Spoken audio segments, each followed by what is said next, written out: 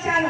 నేను నేరస్తుగా ఉన్నాను, ఏ మచ్చ లేని వాడిని కూడా జైలుకి పంపించాలని కుట్రపూరితంగా చేసినవి పవన్ కళ్యాణ్ గారు గ్రహించి ఆ రోజు కొత్త ధర్మంగాను అలాగే రాష్ట్ర ప్రయోజనాల కోసం మేము కొంచెం తగ్గి సీట్ల విషయంలోనూ అన్ని రకాల విషయంలోనూ తగ్గి మేము చేస్తున్నాం. చంద్రబాబు నాయుడు గారు కూడా చెప్పారు మీ అందరికీ, మనము పార్టీతో నడుస్తున్నాము కానీ పక్క పక్కన కాదు. ఈ రోజున టీడీపీతో ప్రయాణం చేస్తున్నాం, పక్క పక్కన ప్రయాణం చేస్తున్నాం. వాళ్ళు మనము ఒకటే, వాళ్ళకి అంతే ప్రాధాన్యత ఇవ్వాలి అని చెప్పేసి కూడా చంద్రబాబు నాయుడు గారు కూడా మాట్లాడారు.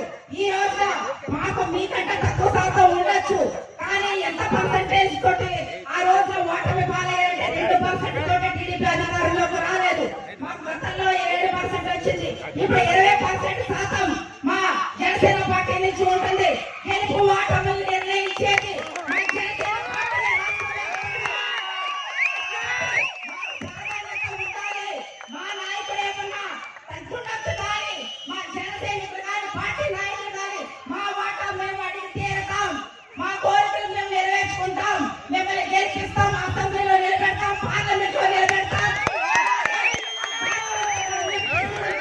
ఖచ్చితంగా మాకు అన్ని రకాలుగా అన్ని విధాలుగా అన్ని ఓటాలు మాకు కావాలని చెప్పేసి కూడా మేము ఈ వేదికగా ఎంపీ అభ్యర్థి గారు కానీ అలాగే టీడీపీ ఉమ్మడి అభ్యర్థి గారిని కూడా మరొకసారి తెలియజేస్తూ నాకు ఈ